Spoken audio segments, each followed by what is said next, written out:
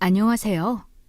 제 손으로 저의 이야기를 이렇게 써내려갈 줄은 꿈에도 몰랐네요.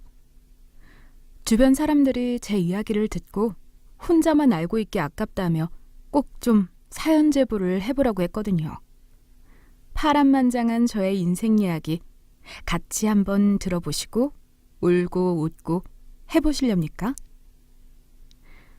저는 어릴 적 무척이나 가난한 집안에서 태어났습니다. 엄마는 아름다운 외모를 가지고 계셨어요.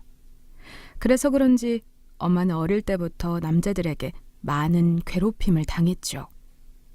아빠는 엄마의 외모를 보고 첫눈에 반해서 적극적으로 대시를 했지만 엄마는 직업도 없고 집에서 놀고 먹는 아빠가 싫었대요. 한사코 대시를 거부하니 아빠는 엄마를 겁탈하다시피 강제로 만남을 이어갔답니다. 애가 생겼으니 꼼짝없이 발목 잡힌 운명이 된 거죠. 그렇게 태어난 게 바로 저입니다.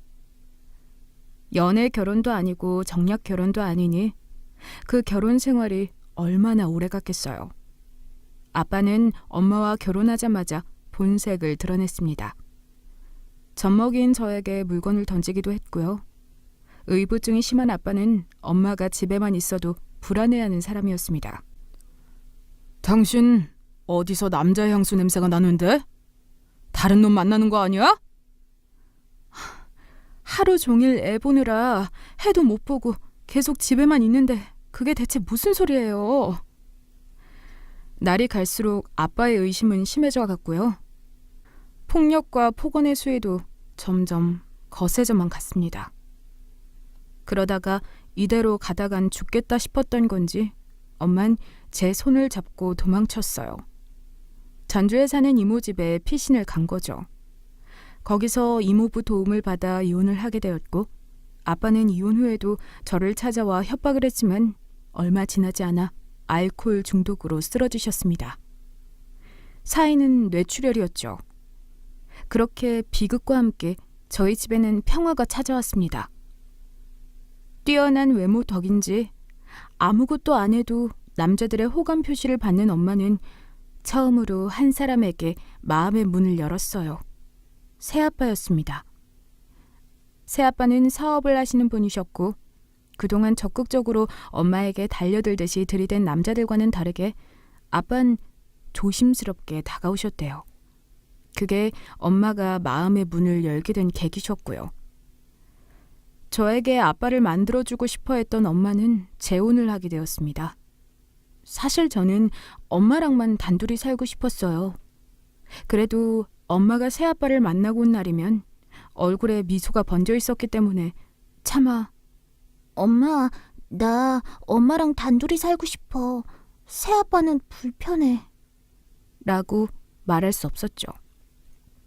재혼한 뒤 엄마는 새아빠가 차려준 미용실에서 일을 시작했습니다. 하도 어릴 때부터 고생을 많이 한 덕인지 엄만 미용실 앞을 지나가는 청소년들을 그냥 보낸 적이 없었어요. 항상 밥이나 간식거리라도 입에 넣어주시고는 했죠. 어느새 저희 미용실은 가정에서 버림받거나 폭력을 당하는 아이들의 대피소가 되어 있었답니다. 그때 저는 기억나는 한 오빠가 있어요. 온몸이 밀가루처럼 새하얀데 가정폭력을 당해서 맨날 입술에 피멍이 들어있었죠. 엄마는 가게에서 아이들에게 밥 먹이는 게 유일한 낙이었답니다. 그래서 그 오빠한테도 항상 밥을 차려주셨고 특히나 마음 아파하셨습니다. 그렇게 살던 어느 날 저희 집에 조폭들이 들이닥쳤죠. 그야말로 드라마에서나 보던 한 장면 같았어요. 셔츠를 풀어헤친 아저씨들이 엄마가 손님 머리를 자르는데 옆에 있는 의자에 탁 앉았습니다. 그리고서는 아줌마 언제 돈 갚을래? 말을 내뱉더라고요. 깜짝 놀랐죠. 무슨 돈이냐며 엄마가 되물으니 그제서야 저와 엄마는 새아빠의 실체를 알게 된 거였습니다. 엄마에게 한없이 자상하고 착했던 새아빠는 알고 보니 엄마 명의로 이곳저곳에 돈을 빌리러 다니는 사기꾼이었죠. 엄마에게 선심을 쓰듯 차려주었던 미용실도 다 빚더미의 가짜였고요. 출장 갔다 온다고 며칠 내내 집에 안 들어왔던 아빠는 알고 보니 저희 몰래 도망간 거였어요. 그 뒤로 매일같이 조폭들이 찾아와 네 남편 어디 갔어? 숨기지 말고 당장 말해. 안 그러면 네 딸도 내 손에 죽는 줄 알아. 남의 돈 떼어먹고 두 발 뻗고 잘 수 있을 거라고 생각한 거 아니지?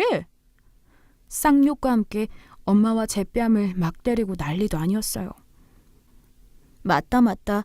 결국 더 이상 참지 못한 저는 엄마 손을 잡고 함께 야반도주를 하게 되었습니다. 인생의 암흑길이었어요. 몇 시간 동안의 폭행은 물론 한평생 읽어놓은 미용도구와 동네 친구들도 전부 다 그곳에 두고 와야 했으니까요. 그런데 웃긴 건 뭔지 아세요? 저는 오히려 기뻤답니다. 그 비극이요. 왜냐하면 새아빠가 제 곁에 없었어요. 사실 이건 정말 지금도 말하기 힘든 아픈 기억인데 매일 밤마다 새아빠는 제가 자는 곳으로 들어와서 제 몸을 만지시고는 했어요. 그리고는 아침에는 모른 척 하셨죠. 엄마 때문에 말도 못했던 저는 그 고통스럽고 수치스러운 순간들을 가슴속에 눌러 담을 수밖에 없었습니다. 언제 이 지옥이 끝나나 그냥 죽고 싶다고만 생각했던 제가 오히려 절 괴롭히는 조폭들 덕분에 그 악마의 소나기에서 빠져나올 수 있었고 결국에는 눈물로 피해 사실을 엄마에게 고백했어요. 엄마는 저와 함께 펑펑 울면서 엄마 때문에 정말 미안하다. 내 욕심 채우려고 널 고통스럽게 만든 거야. 딸아, 미안하다. 사과하셨습니다. 사실 엄마가 사과하실 일은 아니죠. 새아빠의 잘못이었으니까요. 여튼 저는 새로 이사간 동네에서 새 사람이 되었어요. 저도 엄마도 조폭의 눈을 피하고 싶었기에 개명도 했고요. 완전히 다른 사람처럼 행동하게 되었답니다.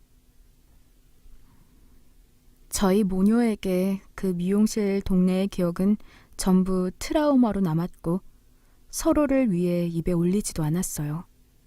다만 저와 엄마는 그 동네에 여전히 살고 있는 형편이 힘든 청소년들과 밀가루처럼 하였던 오빠가 눈에 밟힐 뿐이었죠.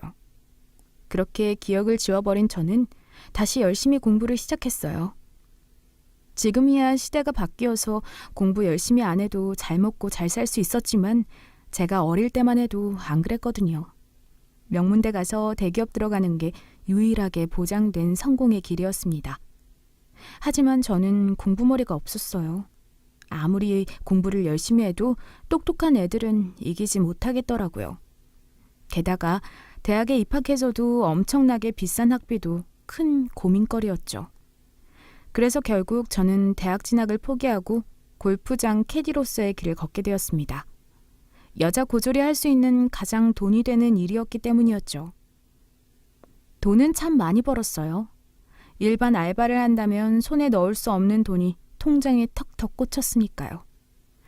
그런데 마음에 병이 오기 시작하더라고요. 각종 손님들을 상대하다 보니까 어릴 때 가지고 있었던 남자에 대한 트라우마, 아빠와 조폭에 대한 안 좋은 기억들이 올라온 겁니다.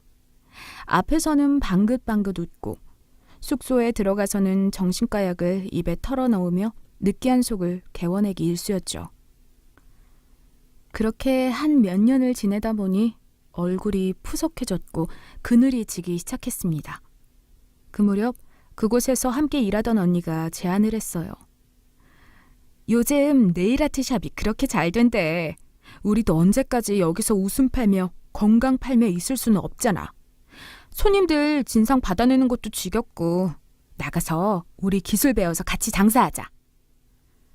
제가 친언니처럼 따르는 분의 제안은 너무나도 꿀처럼 달콤해 보였습니다.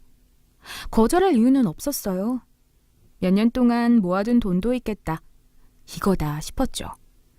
그래서 바로 퇴사를 하고 저는 언니와 함께 네일아트 기술학원을 등록해 다니기 시작했죠. 어느 정도 손에 익혔다 싶었을 때 가게를 차리게 되었습니다. 개업하니까 저 정말 행복했어요. 저를 아는 사람들은 이야, 아니 요즘 좋은 일 있나 봐. 얼굴이 활짝 피었어. 그러게 말이야. 골프장 있을 때는 표정도 굳어 있었고 보는 내가 다 눈치 보였는데 요즘 안색이 좋아져서 보기 좋네. 저의 적성에 딱 맞는 일이었답니다. 여자들만 오는 곳이기도 했고요. 마음 편하게 일할 수 있었으니까요. 상대적으로 자유롭기도 했고요. 아, 평생 이렇게 일하고 먹고 살 수 있으면 정말 행복하겠다. 아침에 눈 뜨는 게 행복할 정도였죠. 그런데 그 행복, 전 대체 무슨 팔자가 이렇게 세길래 오래가지 못했습니다. 같이 일하는 언니가 몸이 아프다는 이유로 한 달 정도 가게를 저에게만 온전히 맡겼어요. 가게 주인한테 연락 왔죠. 아가씨, 가게 언제 비워줄 거야? 아, 우리도 돈 못 기다려. 다음 세입자 구해야지. 무슨 소리인가 싶어 알아봤더니 그 언니가 아프다는 건 핑계였고 가게 주인한테 연락해서 가게 뺀다고 보증금을 받고 튄 겁니다. 권리금도 포기하고요. 안 믿기죠? 저도 그랬네요. 거짓말 같아서 몇 번이나 눈을 깜빡였어요. 내 모든 과거를 털어놓을 정도로 믿고 의지했던 언니였는데 그 언니가 알고 보니 도박으로 부모님 유산 다 날려먹고 당장 대출이자 갚을 처지가 안 되니 제 뒤통수를 친 거였습니다. 새아빠가 우리 엄마 뒤통수 치고 돈 떼먹고 도망간 것도 그걸 아는 사람이 저에게 그 짓을 했네요. 참, 사회에서 만난 사람한테 정주면 안 된다고 하더니 그게 그 말이었을 줄은 꿈에도 몰랐습니다. 그때 제가 굉장히 힘들어했어요. 이제 내 인생에 빛이 들어오는구나 하면서 행복하고 기뻐했는데 누가 저를 절벽에서 탁 하고 밀어버린 느낌이었죠. 그래서 저는 집에만 있었습니다. 돈 떼먹힌 건 그렇게 힘든 건 아니었어요. 제가 진짜 힘든 건 사람한테 배신당했다는 그 기분이었습니다. 그 누구도 못 믿겠으니까 다시 사회로 나오는 게 쉽지 않더라고요. 집에만 있으니까 점점 고립되는 시간은 길어지고 저는 큰 외로움을 느끼게 되었습니다. 집에서 주구장창 핸드폰만 했던 것 같아요. 그러다가 채팅 앱을 발견했죠. 채팅으로 사람들과 친해지고 또 연락 두절되는 걸 반복하다가 어떤 남자를 알게 되었어요. 희한하게 그 남자랑은 채팅을 하면 시간 가는 줄 모르고 계속 채팅을 술술술 하게 되었죠. 그러다가 직접 만나게 되었습니다. 처음은 어색했지만 그간 채팅을 해온 게 있었기 때문에 금방 친해질 수 있었어요. 외로워서인지 저희 둘은 금방 사귀게 되었죠. 마치 뭐라고 표현해야 할까요? 반딧불이처럼 서로에게 달려들었죠. 에라 모르겠다 마인드로 저는 그 남자에게 시집을 갔습니다.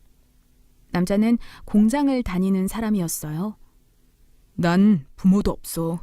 어릴 때 날 괴롭히고 끔찍한 지옥으로 밀어붙인 아빠는 주먹질하다가 결국 범죄까지 저지르고 감옥에 갔고 거기서 형기 8년 받고 복역하다가 사망하셨고 엄만 모르겠어.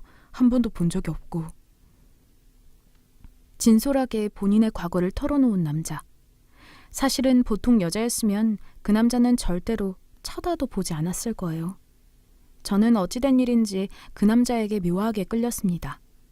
머리로는 만나면 안 된다는 걸 알면서도 떼어질 수 없는 자석처럼 그렇게 저희는 결혼 생활을 시작했습니다. 네 처지 내 처지 따질 상황이 안 되었죠. 저야 고졸의 직업도 없었으니 누구를 만나던 감지덕지였습니다. 그러다가 저희 부부에게 딸이 생겼어요. 딸이 태어나니 작은 단칸방 신혼생활이어도 행복했습니다. 딸이 우유를 먹으며 제 눈을 빤히 쳐다볼 땐 저는 세상을 다 가진 듯한 기분이 들었고요. 세상이 나에게 시련을 줘도 이렇게 이쁘고 사랑스러운 딸을 선물로 주었으니 그간 내가 겪은 고통들은 다 상쇄가 되는구나 싶었습니다. 그런데 어느 날부터 남편이 늘 밤마다 술에 잔뜩 취해 들어오기 시작했어요. 아기 키우는 집인데 남편이라는 남자가 옷에 먼지 가득 묻히고 술 냄새를 풀풀 풍기니까 저도 스트레스가 쌓이더군요. 당신 도대체 요새 왜 그렇게 술을 마시고 들어오는 거야? 당신 때문에 애가 당신만 보면 울잖아. 얼마나 아빠한테 술 냄새가 났으면 이 어린애가 경기 일으키듯이 울겠어.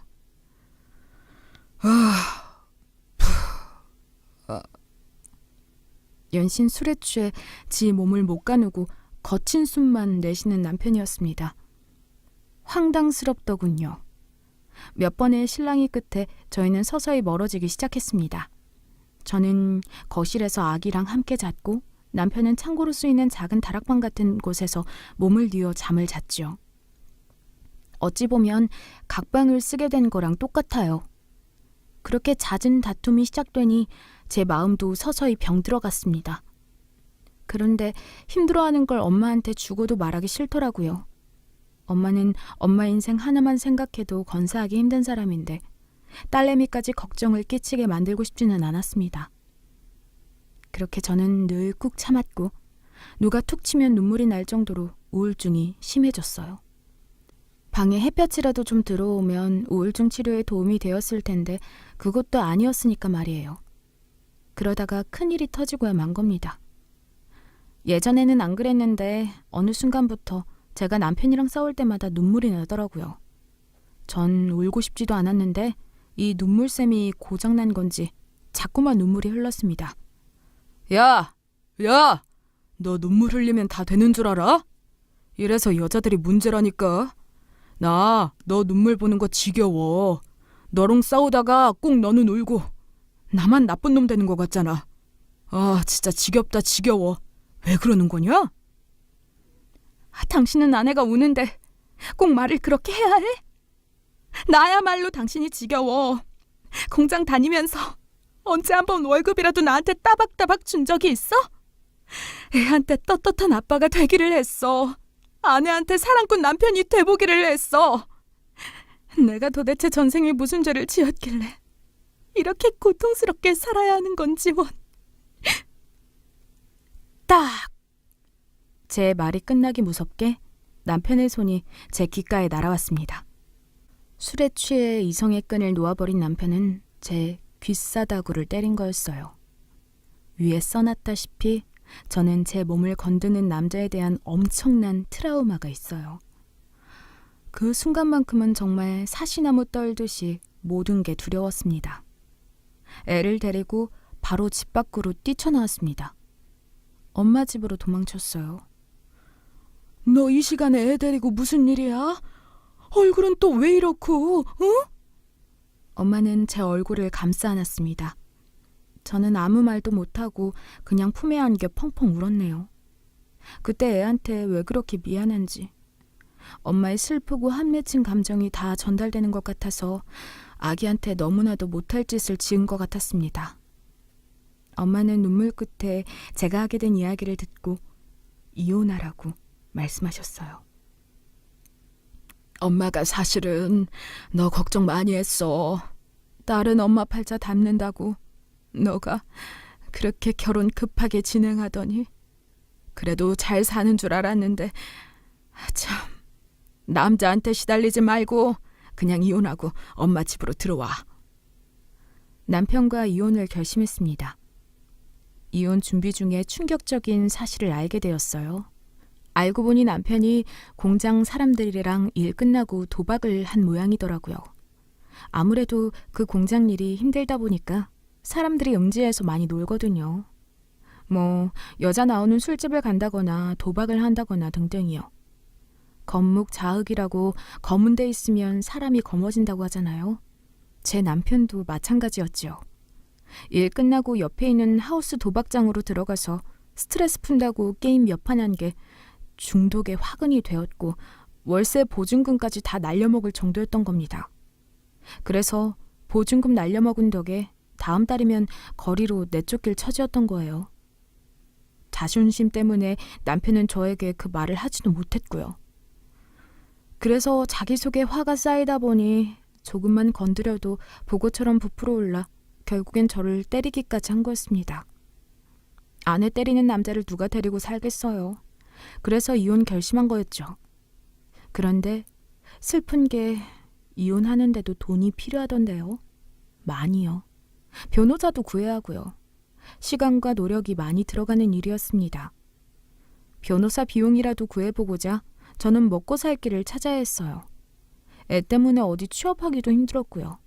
결국 제가 택한 건 동대문에서 옷을 떼와서 파는 일이었습니다. 밤에 할머니랑 애가 자고 있을 때 저는 슬그머니 나가서 동대문 새벽시장을 뒤졌어요. 거기서 이쁘고 재질 탄탄한 옷들을 2개에서 3개씩 사입해온 거죠. 아니다, 판 것도 아니네요.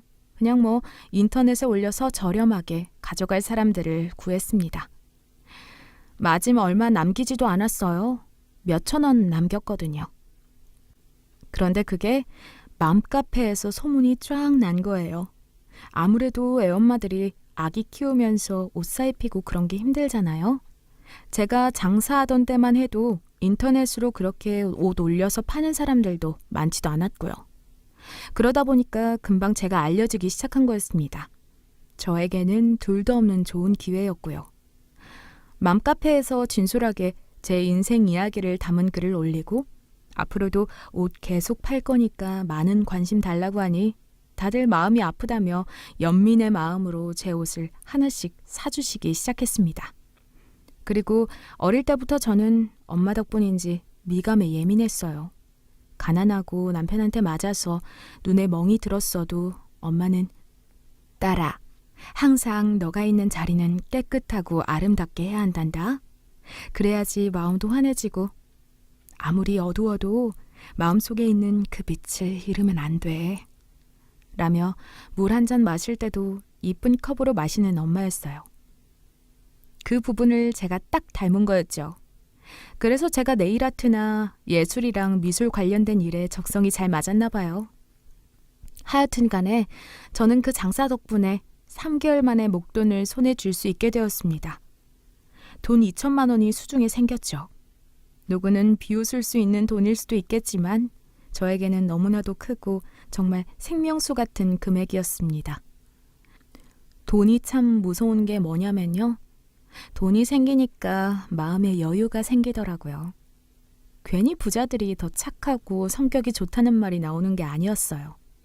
돈이 좀 꽂히니 엄마 머리에 있는 흰머리도 신경이 쓰이고 그 고운 얼굴이 마음고생한 덕에 많이 상한 것도 신경이 쓰였죠. 마침 몇 달 뒤 엄마의 환갑 생신이었습니다. 엄마, 못난 딸내미가 이번 생일만큼은 아주 크고 화려하게 해줄게. 알겠지? 아이고, 참 말만 들어도 고맙다. 근데 다 늙어서 환갑잔치 크게 해봤자 뭔 소용이 있겠니? 엄마는 그저 너가 엄마 곁에 있는 것만으로도 감사하니 엄마 신경은 쓰지 말고 그 돈으로 애기 옷 하나 더 사입혀라. 응? 그래도 저는 환갑잔치를 준비했어요. 엄마가 식당에서 일하시거든요. 그 식당이 연회장으로도 쓰였습니다. 저는 식당 주인분께 양해를 구했어요. 혹시 연회장 일정 다 끝나고 저녁 늦게 시간 비었을 때 그곳에서 엄마 생신잔치를 해도 되냐고요. 물론 소정의 돈을 지불하고서요. 아이고, 우리 김 여사님 따님이 이렇게 효녀일 줄은 몰랐네. 그럼요. 우리 직원이 잠깐 식당 일 다 끝나고 생일 파티 한다는데 어떤 주인이 돈을 받을 수 있겠습니까? 마음대로 쓰셔요, 그냥. 아, 저기 그 안쪽 방에 노래방 기계랑 마이크도 있으니까 그것도 같이 해서 쓰셔요. 사장님은 무척이나 친절하신 분이었습니다. 그렇게 저는 사장님 덕분에 상당히 수월하게 엄마의 환갑잔치를 준비할 수 있게 되었어요. 저는 아이를 유치원에 맡기고 시장을 보았습니다. 엄마가 이 말린 문어랑 곶감을 좋아하셨지. 그래, 맞아. 저는 엄마가 좋아하는 반찬들과 음식을 잔뜩 샀어요. 양손 한가득이었습니다. 엄마를 위해 햇살로 밥을 짓고 용돈도 준비하고 분주한 하루가 시작되었죠. 그렇게 포장한 10인분의 밥을 싸들고 저녁 늦게 식당으로 향했습니다. 엄마와 함께 일하시는 분들도 다 함께 남아 엄마의 환갑을 축하해주기 위해 기다리고 계셨어요. 아이고, 이게 누구야? 그렇게 딸 자랑 많이 하더니 아이고, 엄마 닮아서 얼굴이 너무 곱네, 고와. 그러게나 말이야. 아, 나는 무슨 연예인들 들어오는 줄 알았네. 너무 행복하고 따뜻한 분위기에서 엄마의 환갑잔치가 시작되었습니다. 말이 환갑이지 사실상 함께 일하시는 분들이랑 먹고 떠들고 웃는 시간이었어요. 시간이 멈춘 것처럼 그 순간만큼은 아무런 고민이 없는 그런 기분이 들었습니다. 내가 말이요, 남편 복은 없어도 우리 딸 복은 아주 두둑하답니다. 이거 보세요. 우리 딸내미가 해온 음식들이요. 그러게 말이야. 남편 복보다 자식 복이 최고지. 그때 갑자기 으악 소리와 함께 식당 문이 열리더니 사각 팬티만 입은 채로 나타난 짐승처럼 표효를 지르며 얼굴이 시뻘개진 남편이 보였어요. 순간 악몽을 꾸는 것 같았습니다. 당신이 왜 여기 어떻게 알고? 사시나무 떨듯이 저는 파르르 떨었어요. 또 저에게 손찌검을 할 것 같아서요. 사위 얼굴을 본 엄마는 호통을 치셨습니다. 자넨 낯짝도 두껍지. 여기가 어디라고 오는 겐가? 자네 지금 이혼 진행 중인 거 모르는 겐가? 할 말이 있으면 변호사를 통해서 하게나. 한 번 아내 때린 놈이 두 번을 못 때리겠어? 또 때리겠지. 당장 나가게나. 마지막 경고일 거야. 그때 남편이 짐승처럼 막 엄마 쪽으로 달려오는 겁니다. 사람들은 어어어어 소리만 지르고 말리질 못했어요. 저도 당황스러워서 몸이 안 움직이던 그때 엄마를 때릴 것처럼 달려오던 남편이 철푸덕 바닥에 주저앉았어요. 그리고는 엄마가 손에 잡고 있던 마이크를 탁 뺐더니 김경숙, 이선미. 저는 그 이름을 듣는 순간 몸에 싸르르 소름이 돋았습니다. 엄마는 깜짝 놀라 악 하고 비명을 질렀고요. 엄마가 순간 쓰러지려고 하자 식당 아주머니들께서 깜짝 놀라 엄마 옆으로 와서 부축을 해주셨어요. 아니 무슨 일이야 도대체. 이게 당장 경찰에 신고해. 아주머니들이 핸드폰을 열어 112를 누르려고 하자 엄마가 저지를 했습니다. 그만. 다들 놀란 눈으로 쳐다보았어요. 저도 파르르 떠는 눈빛으로 남편을 쳐다보았습니다. 남편은 그때 무릎을 꿇고 머리를 땅바닥에 박았어요. 금방이라도 깽판 칠 것 같은 화가 난 얼굴로 무릎을 꿇고 어린아이처럼 우니까 사람들이 다들 뻥쳤습니다. 저도 마찬가지였고요. 어머님, 아니 이화 미용실 아주머니, 제가 죽을 죄를 지었습니다. 저 남수예요. 남수요. 남수라고? 자네가 남수라고? 저와 엄마는 깜짝 놀랐습니다. 남편이 부른 이름 김경숙과 이선미는 엄마가 제가 개명하기 전 이름이었어요. 10수년 전 조폭을 피해 미용실을 포기하고 야반 도주 뒤 이름을 바꿨거든요. 아주머니가 매일 집에서 얻어맞자 밥 한 끼도 못 먹은 아이들한테 매일 밥을 주셨잖아요. 그때 밥 얻어먹은 남수, 그놈이 저라고요. 아주머니 왜 말 안 하셨어요? 금상구 행복동에서 이화 미용실 운영했단 거요. 알고 보니 남편은 저랑 이혼 준비하면서 소송에 대비하려고 저와 엄마 등기부등본을 전부 떼본 거였어요. 그러면서 전입신고 기록도 전부 다 떼어보다가 저희가 예전에 살았던 미용실 주소를 보게 된 거였죠. 그런데 자기가 알던 이름이랑 다르니까 찾다가 개명을 하게 된 걸 알게 된 거였습니다. 네, 남편은 저희 엄마 미용실에서 밥을 얻어먹던 늘 소파에 앉아서 얼굴이 밀가루처럼 새하얗게 질린 채로 입술에는 피멍이 든 채 축 늘어져 있던 그 오빠가 남편이었습니다. 저는 상상도 못했어요. 이미 너무나도 진한 트라우마 때문에 그때의 기억은 저 멀리 묻어둔 지 오래였고요. 엄마도 마찬가지였습니다. 제가 죽을 죄를 지었습니다. 아주머니가 해주신 게 있는데 제가 이렇게 살면 안 됐는데 저 너무 창피합니다. 쥐구멍으로 들어가고 싶습니다. 용서해 주세요, 제발. 엄마랑 저는 엄청 혼란스러웠습니다. 남편의 인생사를 들어보니 참 마음이 아려오더라고요. 그때 그렇게 저희가 야반도주한 이후로 그때 그 밀가루처럼 새하얗던 오빠는 아빠한테 질질 끌려가서 엉덩이가 함몰될 정도로 가정폭력을 당했대요. 그때만 해도 공부도 곧잘하고 머리가 똑똑했던 사람이었거든요. 그래서 항상 엄마가 지금이야 가정 환경이 안 좋아서 저리 움츠러든 거지. 기회만 잘 만나면 아주 승승장구할 녀석이야. 라며 칭찬했거든요.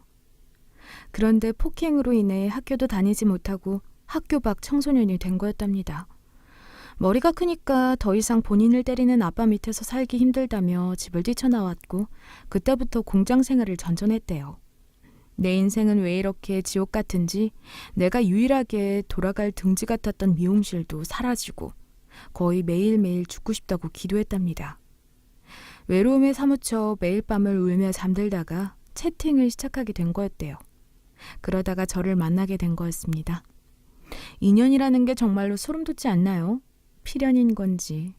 하지만 저에게 손찌검을 한 사람과는 두 번 다시 만날 수 없는 노릇이었습니다. 당신 인생이 너무 안타깝고 나도 당신 이야기 들으면서 너무 눈물이 나.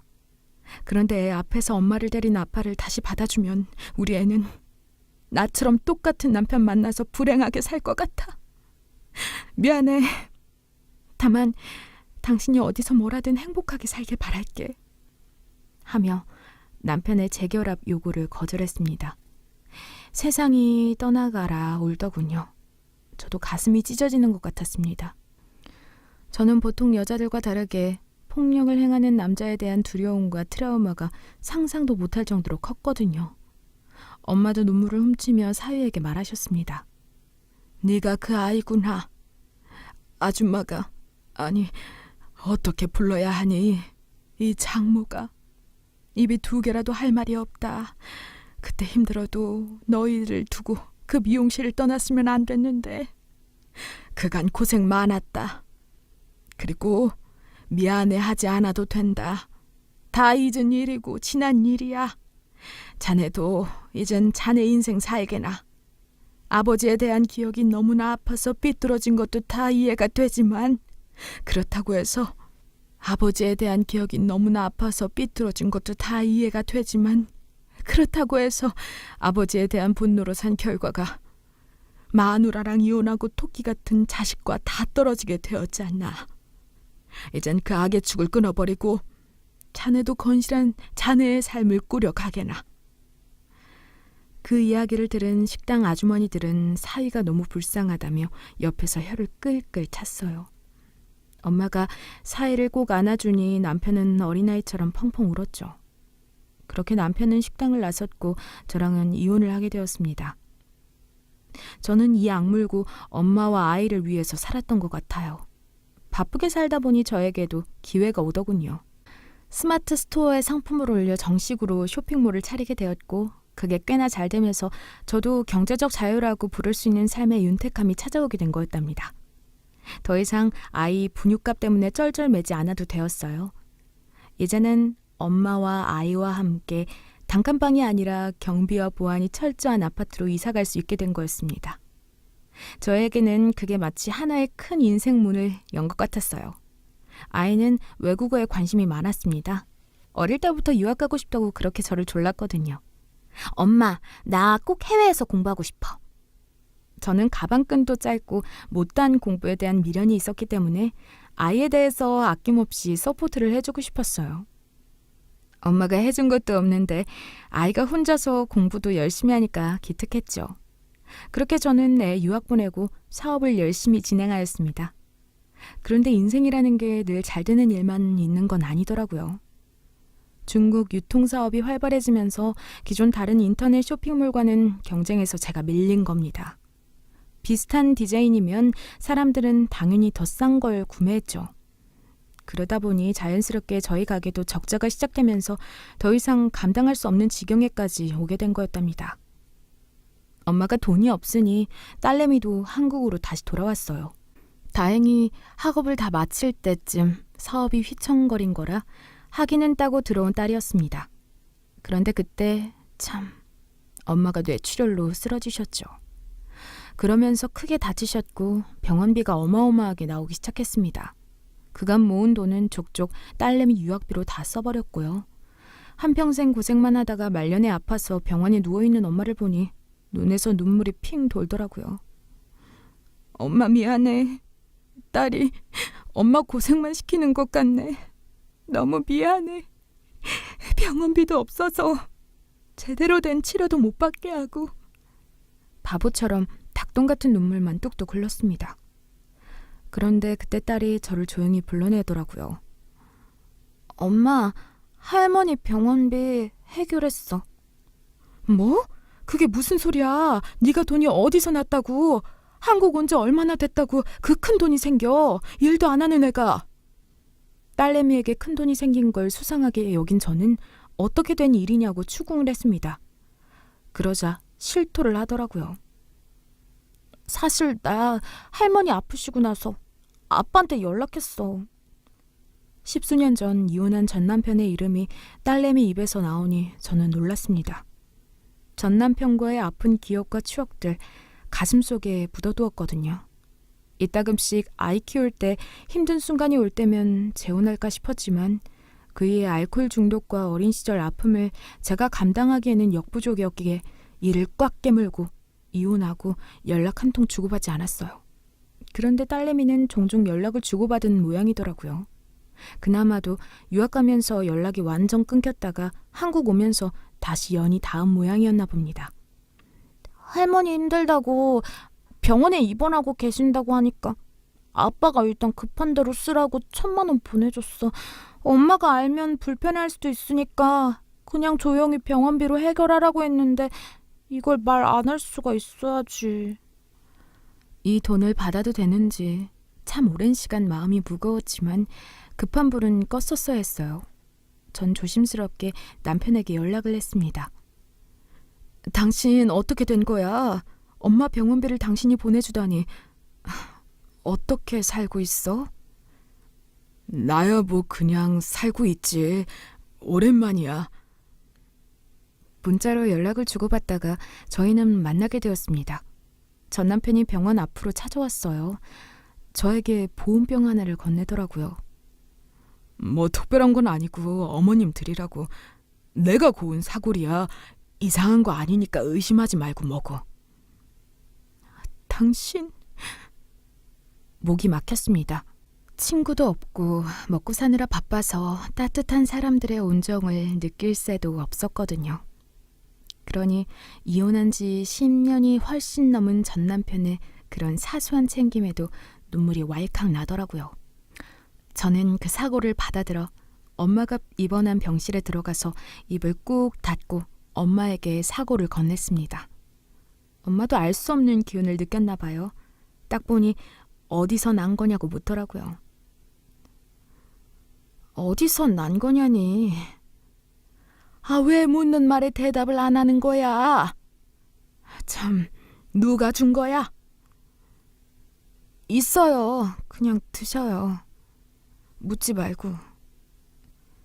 김서방이 준 게냐? 엄마는 도사하셨습니다. 도사였어요. 딱 알더라고요. 어떻게 알았어? 그럴 것 같더라고. 이제는 김서방 미워하지 말거라. 김서방도 그 아이도 참 불쌍한 영혼이야. 어릴 때부터 그렇게 맞고 자랐으니 안 삐뚤어지는 게 이상할 정도지. 다 용서하고 품어 죽어라. 사랑이 필요한 사람이야. 엄만 그렇게 전 남편이 만든 사골국을 한 그릇 다 드셨습니다. 그 사골 덕분인지 한 몇 주간은 쌩쌩하셨어요. 하지만 몸에 퍼진 암세포와 뇌출혈로 인한 몸 기능 저하는 결국 엄마의 생명을 앗아가고 말았습니다. 그때 한 걸음에 달려온 사람이 전 남편이었어요. 아주머니, 아니 전 장모님, 가시는 길이라도 내가 모셔드리고 싶어서. 나도 신세진 게 많잖아. 당신한테도 그렇고. 그 복잡한 장례 절차를 본인이 다 하더라고요. 장지 마련하는 것도 마찬가지였고요. 참 고마웠습니다. 49제까지 지낸 후 전 남편이 저를 조용히 불러내더라고요. 미안해. 당신 다시 만나면 정말 미안했다고. 그때 그렇게 했던 건 내 진심이 아니었다고 진지하게 말하고 싶었어. 장모님 환갑 잔치에서 내가 사과한 거는 술에 취한 상태였으니까 진심이 와닿지 않을 거라고 생각해서 당신이랑 이혼한 내내 마음이 안 좋았거든. 됐어. 다 지난 일이고 당신도 나도 서로에게 잘못한 게 있으니까 누구 하나 미워하지 않아, 난. 그러니까 걱정하지 마. 그런데 그때 이상하게 감정이 올라오더라고요. 사랑의 감정이요.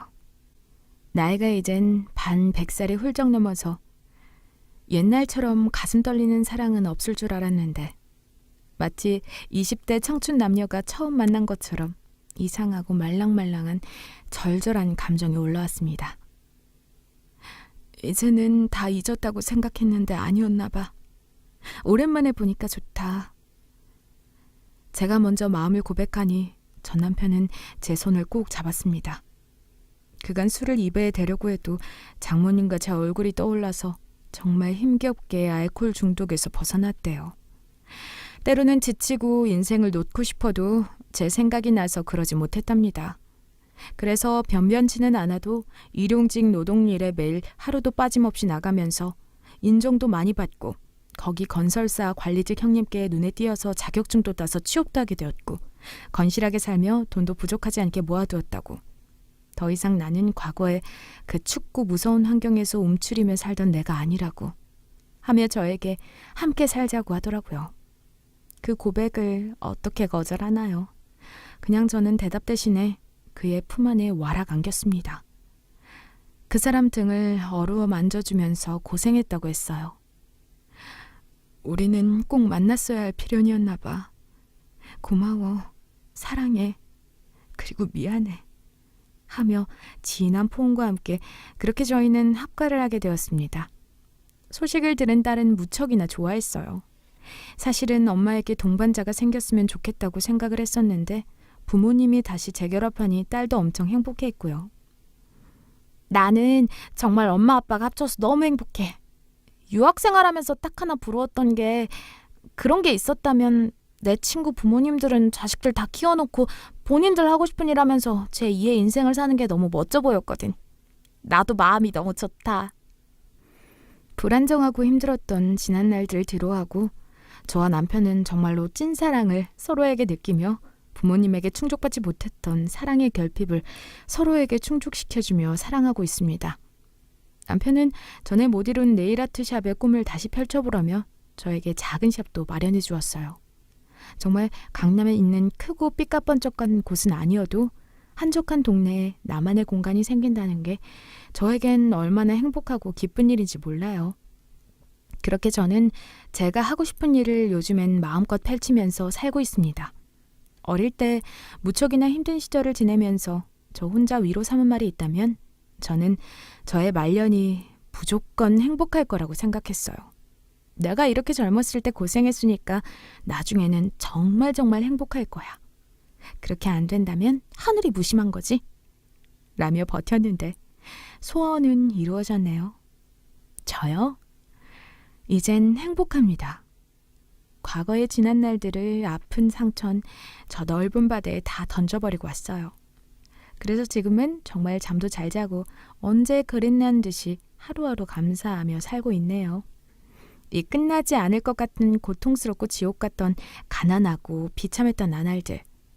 오늘 이렇게 많이 행복하려고 저에게 다가왔나 봅니다.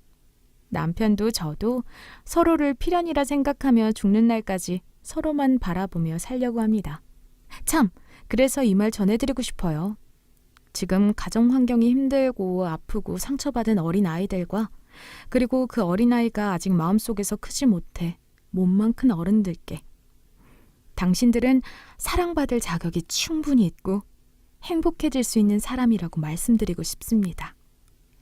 우리 모두 사랑받을 가치가 있어요. 그러니 삶에 대한 희망을 놓지 말고 끝까지 한번 잘 살아보자고요. 그럼 제 이야기를 끝까지 들어주셔서 감사합니다. 행복하자고요. 요즘 날이 더운데 더위 조심하시고 건강 잘 챙기세요. 감사합니다.